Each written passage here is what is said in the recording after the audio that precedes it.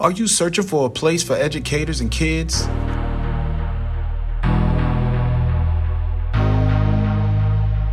I think we found it.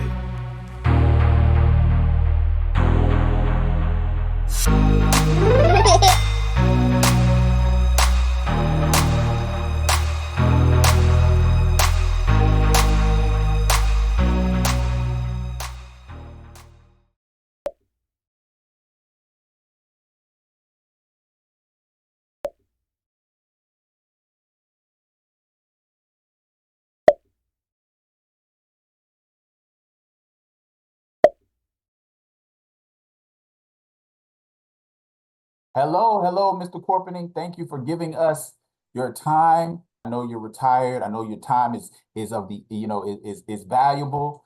So welcome to the Travis Corpening Educators Podcast. What teacher do you remember as having the biggest impact on you and why? I would have to say my high school biology teacher. She pretty much pushed me in the direction that I went in, which is education. She pushed me into the sciences. She was very relentless. She would not let me falter. When I would revert back to the adolescent ways that of a teenager, she would let me know that I had to man up and be responsible for my future. And she was very influential in that way to me. Don't take a reason. I know you went to school when things were segregated. What educational experiences do you recall as having been the most profound? When I was coming up in the segregated black schools, I think discipline, kids were kids, and you had discipline problems, but discipline was handled a little differently back then. Okay, they didn't call your mom and have her come to the school because your mom couldn't. Most black folks did not have jobs where they could just get off and come check on a child. So what they did was they just dealt with it right there, and they may call a parent later or send a note home, send a letter home saying you did this and you got punished for it. I don't ever remember my mom going to a parent conference. I put it like that. I didn't experience a parent conference until I started teaching myself. Okay, Wow. it's What kinds of learning experiences are most memorable for you and why? Well, I had some college teachers that really pushed too, but my high school biology teacher is the one who really inspired me to go to achieve, not to just go into teaching, but to achieve. She would not let me falter.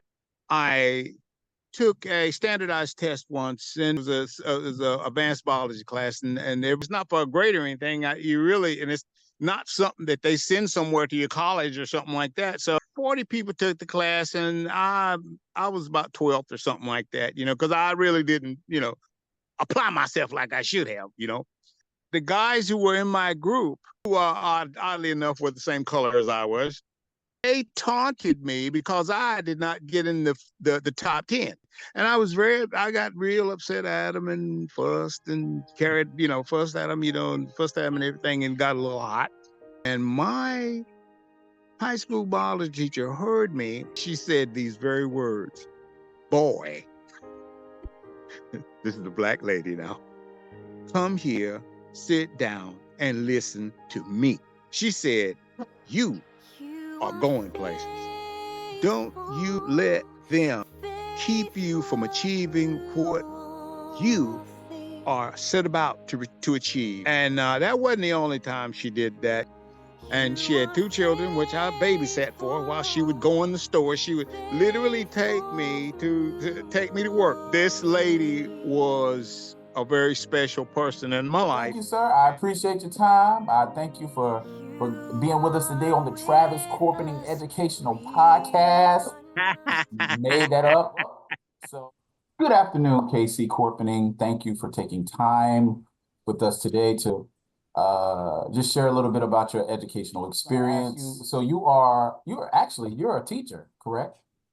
Yeah. Let me ask you the first question. So, what teacher do you remember as having the biggest impact on you and why? Probably Miss Rudder, because I really didn't like her. She was our AIG teacher in middle school.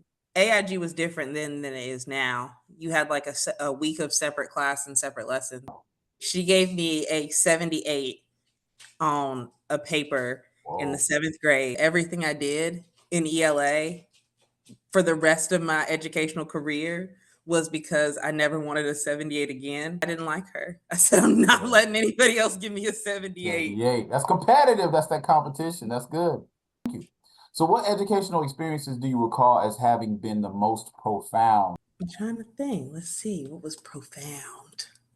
My English class in sophomore year, that was a good one because she had me editing people's papers because I had finished mine. And I think that was my last push to be a teacher. So in high school, I had the same teacher 3 times, which at a high school with 2,000 kids is kind of rare. But I had the same teacher for world history, civics, and then I took law and justice with him. And we did a mock trial. Like I had to write a court brief and write all this stuff. And then I was the lead attorney. So I had to do it. I had to organize everyone else's stuff for the team. Yeah. And that was when I added my political science minor. Political science. I got into Meredith and State with political science.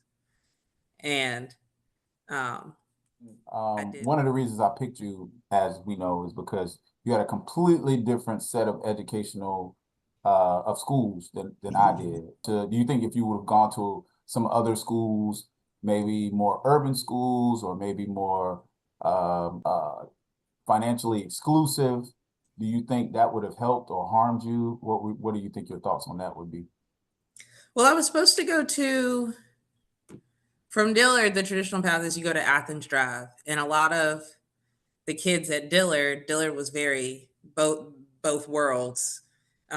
You've got people at Dillard that live in Section 8 housing, and you've got people with $2 million mansions. I don't know. I think I would have been more distracted if I went to a different school. Because when I went to Garner, I only knew 3 people. Or any of your schools, do you feel like it was more of a situation where they listened to the students? The classrooms were more student friendly? All of my elementary, middle, and high were all very rigid, but I think that was just the times.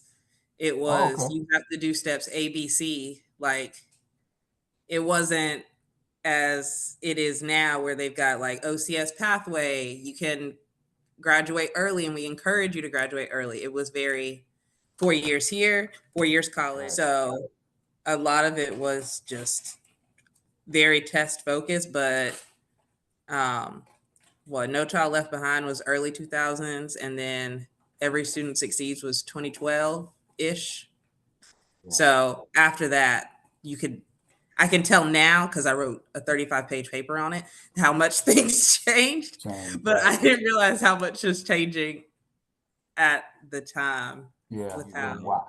I feel like you already kind of answered that, but I mean, if you feel like there's anything you want to add, you can. Something that was a learning experience, a specific learning experience that was more memorable.